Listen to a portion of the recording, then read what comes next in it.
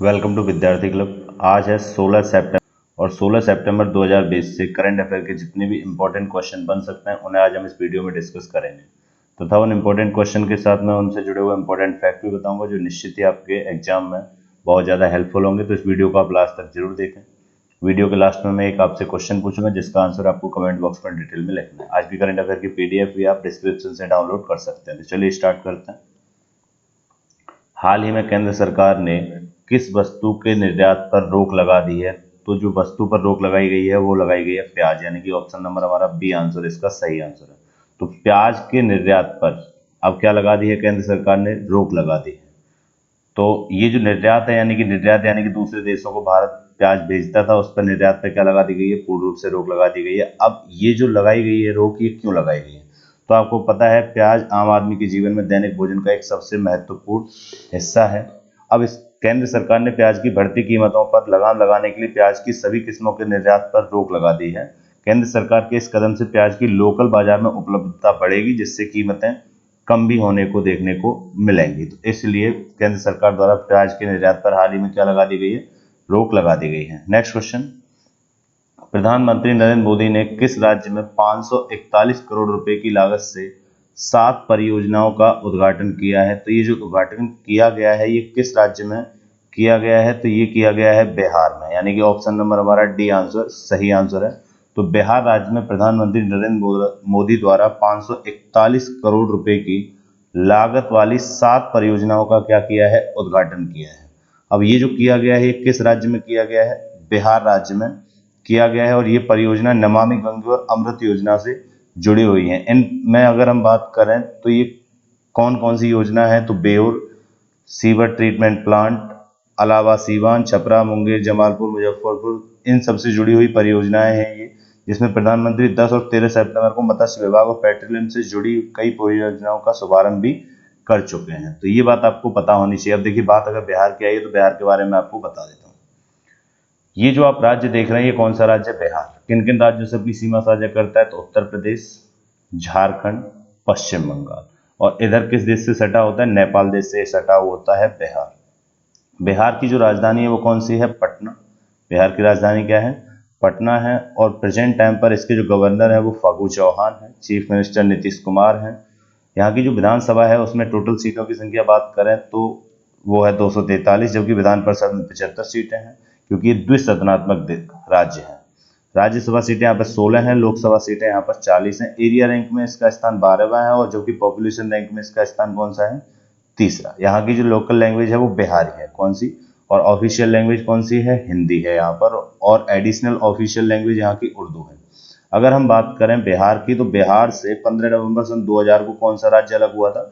झारखंड राज्य अलग हुआ था। और भारत के सबसे ज्यादा सघन राज्यों में सबसे ज्यादा जो सघनता पाई जाती है वो किस राज्य में पाई जाती है? बिहार में पाई जाती है। तो इतना आपको बिहार के बारे में पता होना चाहिए। नेक्स्ट क्वेश्चन, भारत को अगले कितने साल के लिए आर्थिक और सामाजिक परिषद की एक संस्था यूनाइटेड नेशन के commission on states of women का सदस्य चुना गया है? तो ये जो चुना गया है वो सदस्य of women commission on state of women का सदस्य चुना गया है। और इसमें कितने साल के लिए चुना गया है? तो ये आपको बताना है कि ये कितने साल के लिए चुना गया है।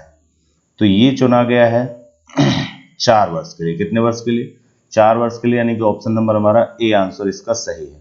तो भारत को United nation commission on state of women का सदस्य चुना गया है। संयुक्त राष्ट्र में भारत की स्थायी प्रतिनिधि जो है प्रेजेंट टाइम पर वो टी.एस. तिरुमूर्ति है। टी.एस. तिरुमूर्ति संयुक्त राष्ट्र में भारत की स्थायी प्रतिनिधि है और टी.एस. तिरुमूर्ति ने यह जानकारी दी है। इस संस्था का सदस्य बनने के लिए भारत, अफगानिस्तान और चीन 3 देश में थे। भारत 4 साल के लिए संयुक्त राष्ट्र का महिलाओं की स्थिति पर आयोग का सदस्य रहेगा। भारत 4 साल, कब से कब तक? 2021 से 2025 तक United nation commission on states of women का सदस्य बना रहेगा। तो ये क्वेश्चन आपके लिए बहुत ज्यादा इंपॉर्टेंट है। तो ये आपको पता होना चाहिए कि commission on states of women के लिए भारत को चुना गया है इस बार। कितने वर्ष के लिए चुना गया है? 4 वर्ष के लिए। और संयुक्त राष्ट्र में जो प्रतिनिधि हैं भारत के, जो स्थायी प्रतिनिधि हैं वो कौन है? टी.एस. तिरुमूर्ति। तो इतना आपको इसके बारे में पता होना चाहिए। नेक्स्ट क्वेश्चन, किस सांसद को एक बार फिर से राज्यसभा का उपसभापति चुना गया है? तो राज्यसभा के उपसभापति फिर से कौन चुने गए हैं? तो ये चुने गए हैं हरिवंश नारायण सिंह। यानी कि ऑप्शन नंबर हमारा डी आंसर सही है। तो हरवंश नारायण सिंह को फिर से एक बार राज्यसभा का उपसभापति चुना गया है। इनको पहली बार कब चुना गया था, तो ये 2018 में पहली बार क्या चुने गए थे, उपसभापति चुने गए थे। अब इनको दोबारा से क्या चुन लिया गया है, उपसभापति चुन लिया गया है। अब ये कहाँ के हैं और किस पार्टी से हैं, देखिए मैं आपको बता देता हूँ। ये जेडीयू के राष्ट्रीय जनतांत्रिक गठबंधन के उम्मीदवार और जनता दल के सांसद रहे हैं। कौन, हरिवंश नारायण सिंह, जिनकी उम्र उस समय 64 वर्ष है। एक बार फिर से राज्यसभा के उपाध्यक्ष चुने गए हैं। राज्यसभा की अगर हम बात करें, पहले हरिवंश नारायण सिंह के बारे में आपको बता देता हूं। ये उत्तर प्रदेश के बलिया जिले के रहने वाले हैं। कहाँ के रहने वाले हैं, उत्तर प्रदेश के बलिया जिले के रहने वाले हैं। अब देखिए ये बात राज्यसभा के उपसभापति की, ये एक संवैधानिक पद है। उपसभापति कैसा पद है, संवैधानिक पद है। भारत के संविधान के अनुच्छेद 89 में यानी कि भाग 5 में कहा गया है कि पद खाली होने पर उपसभापति पद के लिए राज्यसभा अपने किसी सांसद का चुनाव कर सकती है। राज्यसभा सांसद के पद से हटाए जाने के बाद अथवा इस्तीफे के बाद उपसभापति का पद क्या हो जाता है, खाली हो जाता है। तो इतना आपको इसके बारे में पता होना चाहिए। और भारत के जो प्रेजेंट टाइम पर सभापति या अध्यक्ष हैं वो कौन है, एम वेंकैया नायडू, जो कि भारत के कौन होते हैं, उपराष्ट्रपति। और राज्यसभा कैसा सदन है, उच्च सदन।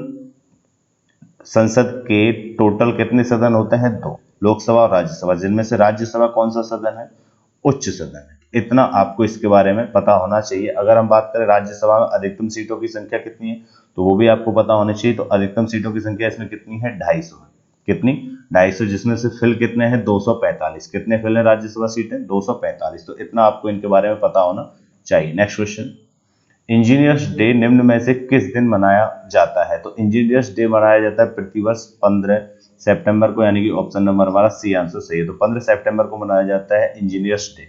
अब देखिए दिवस की बात आई है, तो दिवस के बारे में आप वीडियो को पॉज करें और सितंबर माह में जितने भी दिवस मैंने बताए हैं उन्हें सीरियल क्रम में लिखें। लिखने की हैबिट बनाएंगे तो ये दिवस आपको याद हो जाएंगे, क्योंकि दिवस से क्वेश्चन पूछा ही जाता है। इंजीनियर्स डे मतलब हिंदी में अगर बात करें तो अभियंता डे।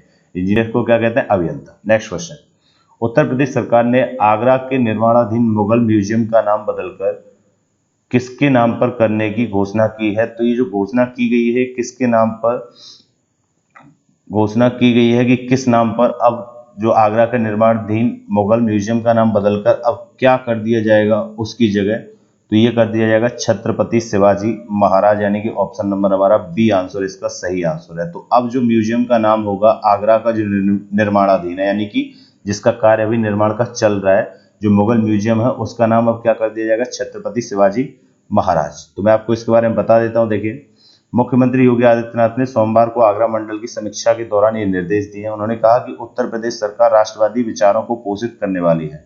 संग्रहालय मुगल संस्कृति, कलाकृतियां, चित्रों, भोजन, वेशभूषा, मुगल युग, हथियार और गोला बारूद और प्रदर्शन कला पर केंद्रित होगा। मराठा योद्धा और 16वीं शताब्दी के राजा छत्रपति शिवाजी महाराज अपने जीवन के अधिकांश समय मुगलों से लड़े और वे अपनी सैन्य विजय के लिए जाने जाते हैं। इसीलिए अब इसका नाम बदलकर क्या कर दिया गया है, Chhatrapati Shivaji Maharaj. Next question, Japan के नए प्रधानमंत्री के रूप में किसे चुना गया है। तो जापान के जो नए प्रधानमंत्री चुने गए हैं वो चुने गए हैं योशिहिदे सुगा, यानी कि ऑप्शन नंबर ए आंसर हमारा सही है। तो ये बहुत ज्यादा इंपॉर्टेंट क्वेश्चन है, मोस्ट इंपॉर्टेंट क्वेश्चन है कि जापान के नए प्रधानमंत्री कौन चुने गए हैं, योशिहिदे सुगा। क्योंकि मैंने आपको कुछ टाइम पहले बताया था कि जापान के जो प्रेजेंट टाइम के प्रधानमंत्री थे उन्होंने इस्तीफा दे दिया था अपने स्वास्थ्य की वजह से। वो कौन थे, शिंजो अबे। कौन थे, शिंजो अबे। तो उन्हीं की पार्टी के नेता हैं, सत्तारूढ़ पार्टी के नेता हैं कौन, योशिहिदे सुगा, जो कि शिंजो अबे के काफी करीबी थे। तो उन्होंने क्या दे दिया था, इस्तीफा, और उन्हीं की पार्टी ने इसको योशिहिदे सुगा को क्या चुन लिया है, नया प्रधानमंत्री। कहाँ का, जापान का। अब शिंजो अबे की जगह कौन चुनेगा, योशिहिदे सुगा। नेक्स्ट क्वेश्चन, कार्मिक मंत्रालय ने किसको विश्व बैंक के कार्यकारी निदेशक के रूप में नियुक्त किया है। तो विश्व बैंक के जो कार्यकारी निदेशक के रूप में नियुक्त किए गए हैं वो किए गए हैं राजेश खुल्लर, यानी कि ऑप्शन नंबर हमारा बी आंसर इसका सही है। तो कार्मिक मंत्रालय ने हाल ही में राजेश खुल्लर को विश्व बैंक के कार्यकारी निदेशक यानी कि एमडी के रूप में नियुक्त किया गया है। उनकी यह नियुक्ति 3 साल के लिए की गई है। कितने साल के लिए की गई है, 3 साल के लिए। वे भारत, बांग्लादेश, श्रीलंका और भूटान से संबंधित मामलों का क्या करेंगे, प्रतिनिधित्व किस बैंक में, विश्व बैंक में। विश्व बैंक में 25 ऐसे कार्यकारी निदेशक हैं जो पूरे विश्व से नियुक्त होते हैं। इसमें भारत से कौन है, राजेश खुल्लर। नेक्स्ट क्वेश्चन की बात करते हैं। अच्छा, विश्व बैंक के बारे में मैं आपको बता देता हूँ। विश्व बैंक का जो मुख्यालय है वो कहाँ पर है? वॉशिंगटन डीसी में है। विश्व बैंक का गठन कब हुआ था? 1945 में। प्रेजेंट टाइम पर जो इसके अध्यक्ष हैं वो कौन है? David Malpass. तो इतना आपको विश्व बैंक के बारे में भी पता होना चाहिए। नेक्स्ट क्वेश्चन, हिंद महासागर में शांति और सुरक्षा सुनिश्चित करने के उद्देश्य से अमेरिका ने किस देश के साथ एक रक्षा सहयोग कार्य ढांचे पर हस्ताक्षर किए हैं?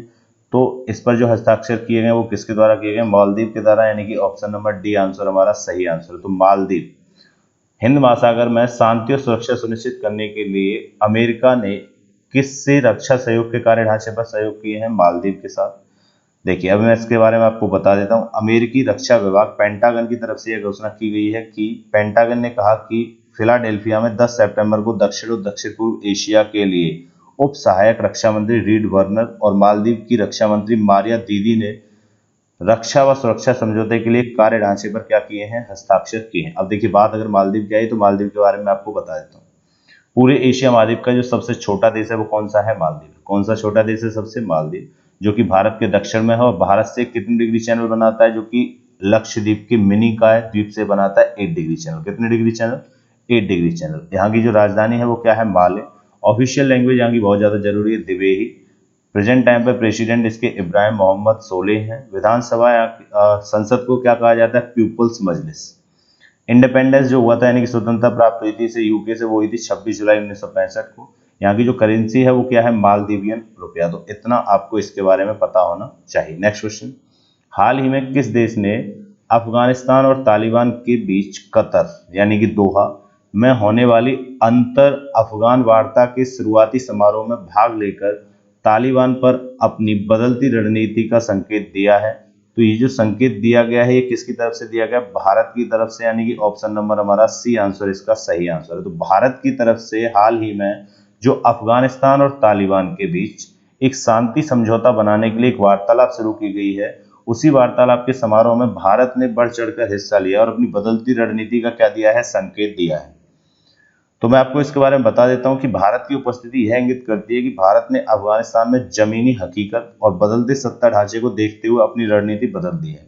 गौरतलब है कि अफगानिस्तान से अमेरिका की वापसी ने पाकिस्तान को अफगानिस्तान में प्रत्यक्ष या अप्रत्यक्ष रूप से अपनी निकटता के कारण एक अहम बढ़त दिलाई है। भारत का मानना है कि कोई भी शांति प्रक्रिया अफगान सरकार के नेतृत्व वाली, अफगान सरकार के स्वामित्व वाली और अफगान सरकार द्वारा नियंत्रित होनी ही चाहिए। तो अभी आपको पता है कि अफगानिस्तान से कौन वापस चला गया है? अमेरिका।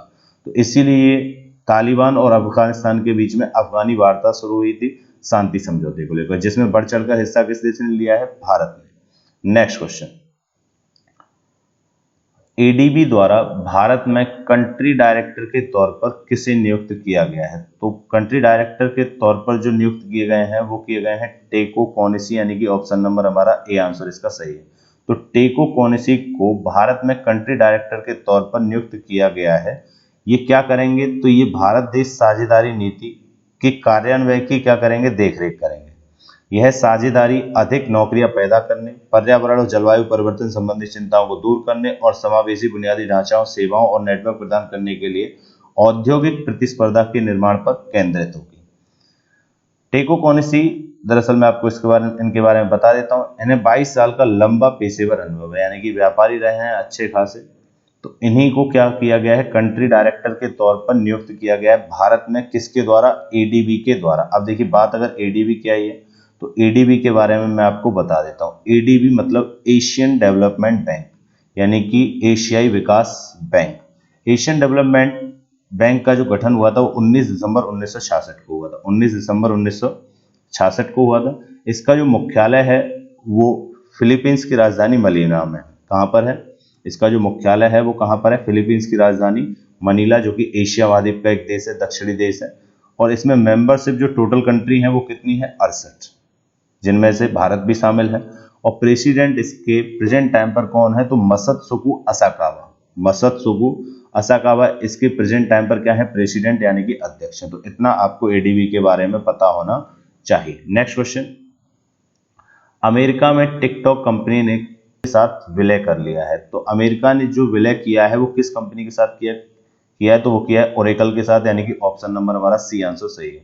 तो चाइनीज कंपनी टिकटॉक ने अमेरिका की कंपनी के साथ क्या कर लिया विलय, किस कंपनी के साथ, ओरेकल के साथ। अब ये क्यों किया है तो मैं आपको बता देता हूं। अमेरिकी राष्ट्रपति डोनाल्ड ट्रंप ने हाल ही में एक निर्देश दिया था टिकटॉक कंपनी को कि या तो आप अपना शेयर किसी अमेरिकी कंपनी को बेच दीजिए या फिर अपनी कंपनी को अमेरिका से बंद कर दीजिए। तो ये जब कहा गया तो टिकटॉक कंपनी ने अमेरिका की एक कंपनी के साथ, जो कि कौन सी कंपनी, ओरेकल के साथ क्या कर लिया है, विलय कर लिया है। तो वही बात थी कि वह या तो अमेरिका में अपने ऑपरेशन को बंद कर दे या कंपनी को अमेरिका स्थित किसी और कंपनी को बेच दे। तो इसीलिए टिकटॉक कंपनी ने ओरेकल के साथ क्या कर लिया है, समझौता कर लिया, यानी कि विलय कर लिया। अब देखिए बात अगर ओरेकल की आई है तो ओरेकल कंपनी के बारे में मैं आपको बता देता हूँ। ओरेकल कंपनी एक अमेरिकन कंपनी है। ओरेकल कंपनी एक अमेरिकन कंपनी है जो कि मेनली सॉफ्टवेयर से रिलेटेड काम करती है। कंप्यूटर और सॉफ्टवेयर से रिलेटेड ये क्या करती है, काम करती है। इसका गठन हुआ था 1977 में। इसके जो ऑनर है प्रेजेंट टाइम पर वो लैरी एलिसन है। कौन, लैरी एलिसन। इसका जो मुख्यालय है वो कैलिफोर्निया यूनाइटेड स्टेट्स में है। कैलिफोर्निया यूनाइटेड स्टेट्स में इसका क्या है, मुख्यालय, जो कि मेनली किसका काम करती है, तो ये डेटाबेस सॉफ्टवेयर और टेक्नोलॉजी और क्लाउड इंजीनियर सिस्टम और एंटरप्राइज सॉफ्टवेयर पर ये कंपनी काम करती है। नेक्स्ट क्वेश्चन, लोकसभा ने 14 सितंबर को किस विधेयक को पारित किया है, तो इसमें जो विधेयक पारित हुए हैं वो राष्ट्रीय होम्योपैथी आयोग विधेयक 2020 और राष्ट्रीय भारतीय चिकित्सा पद्धति विधेयक 2020, ये दोनों इसमें क्या किए गए हैं, पारित किए गए। अब देखिए, दरअसल अभी आपको पता है मानसून सत्र स्टार्ट हुआ था कब से, 14 सितंबर से। 14 सितंबर से मानसून सत्र स्टार्ट हुआ। मानसून सत्र के पहले दिन ही राष्ट्रीय होम्योपैथी आयोग विधेयक 2020 और राष्ट्रीय भारतीय चिकित्सा पद्धति विधेयक 2020 को क्या किया गया है, पारित किया गया है। अब ये जो दोनों किए गए हैं, इनके तहत राष्ट्रीय होम्योपैथी आयोग विधेयक 2020 राष्ट्रीय होम्योपैथी आयोग की स्थापना के लिए होम्योपैथी केंद्रीय परिषद अधिनियम 1973 का क्या लेगा स्थान, यानी कि पहले होम्योपैथी केंद्रीय परिषद अधिनियम जो आया था वो 1973 में आया था। अब 2020 में इस विधेयक को लाया गया और दोबारा से एक होम्योपैथी आयोग बनाया जाएगा जिसमें टोटल सदस्यों की संख्या कितनी होगी, 20। कितने सदस्य होंगे उसमें, 20 सदस्य इसमें रहेंगे। तो दोबारा से विधेयक लाया गया। नेक्स्ट क्वेश्चन, तो आंसर क्या हो जाएगा हमारा, ए और बी दोनों, यानी कि ऑप्शन नंबर हमारा सी आंसर इसका सही है। नेक्स्ट क्वेश्चन, हाल ही में थॉमस एंड ओवेर कप को कोविड-19 के कारण स्थगित कर दिया गया है। यह कप किस खेल से संबंधित है, तो थॉमस एंड ओवेर कप को हाल ही में क्या कर दिया गया है, स्थगित कर दिया गया है। अब ये जो स्थगित किया गया है ये किसके कारण किया गया, तो ये किया गया है कोविड-19 की वजह से। और ये किस खेल से संबंधित है, तो ये बैडमिंटन से संबंधित है, यानी कि ऑप्शन नंबर हमारा सी आंसर इसका सही है। तो आपको पता है बैडमिंटन के क्षेत्र में थॉमस एंड ओवेर कप दिया जाता है और थॉमस एंड ओवेर कप जो दिया जाता है इसी को क्या कर दिया गया है, कोविड-19 के कारण स्थगित कर दिया गया है, यानी कि इस साल थॉमस एंड ओवेर कप प्रतियोगिता नहीं होगी। नेक्स्ट क्वेश्चन, किस व्यक्ति के जन्म दिवस के रूप में इंजीनियर डे को मनाया जाता है, तो ये इंजीनियर डे मनाया जाता है मोक्षगुंडम विश्वेश्वरैया के जन्मदिन पर, यानी कि ऑप्शन नंबर हमारा इसका सी आंसर सही है। तो मोक्षगुंडम विश्वेश्वरैया के जन्म दिवस को किसके रूप में मनाया जाता है, एक इंजीनियर्स डे के रूप में, यानी कि अभियंता डे के रूप में मनाया जाता है। तो इतना इसके बारे में आपको पता होना चाहिए। अब कल मैंने आपसे एक क्वेश्चन पूछा था क्लास में जिसका आंसर लगभग सभी लोगों ने आंसर किया, कुछ लोगों ने डिटेल में आंसर किया। मैं फिर यही कहूंगा जो लोग आंसर करते हैं या जो लोग नहीं करते हैं, सभी लोग आंसर को डिटेल में किया करें। डिटेल में लिखने से वो चीज आपको हमेशा के लिए याद हो जाएंगी, बार बार आप रिपीट करते रहेंगे, आपको खुद पता चलेगा कुछ टाइम बाद कि कितना सही चीजें अच्छी हो जाएंगी आपकी जीएस, जिसे आप बार बार कहते हैं कि भूल जाते हैं, तो आप भूलेंगे नहीं। और जो फैक्ट है वो बहुत ज्यादा जरूरी है। दक्षिण भारत की पहली किसान रेल का शुभारंभ किस राज्य में किया गया, तो ये किया गया था कहां पर, आंध्र प्रदेश में, यानी कि ऑप्शन नंबर हमारा इसका कौन सा आंसर सही, बी आंसर इसका करेक्ट आंसर था। तो लगभग सभी लोगों ने आंसर किया, लेकिन सभी लोगों ने डिटेल में नहीं किया। मैं यही कहूंगा कि सभी लोग डिटेल में आंसर किया करें। अब कल के लिए आपके लिए क्वेश्चन है जिसका आंसर आपको डिटेल में लिखना है। भारत का सबसे बड़ा पिगरी मिशन किस राज्य में के द्वारा लॉन्च किया गया, तो ये बताना है कि पिगरी मिशन पहले तो किससे संबंधित है, प्लस किस राज्य में लॉन्च किया गया, उस राज्य के बारे में जितनी चीजें मैंने आपको डिटेल में बताई थी वो सब कुछ लिखें, लिखने की हैबिट बनाएं कमेंट बॉक्स में। अब ये वीडियो आपको कैसा लगा तो कमेंट बॉक्स में कमेंट करके जरूर बताएं, और वीडियो अच्छा लगा हो तो उसे लाइक करें और शेयर करें। जितने भी आपके स्टडी ग्रुप चैनल हैं, व्हाट्सएप, फेसबुक, प्रत्येक में लिंक को शेयर कर दिया करें। चैनल को सब्सक्राइब नहीं किया तो चैनल को सब्सक्राइब कर लीजिए, बेल आइकन को भी प्रेस कर लीजिए। Thank you.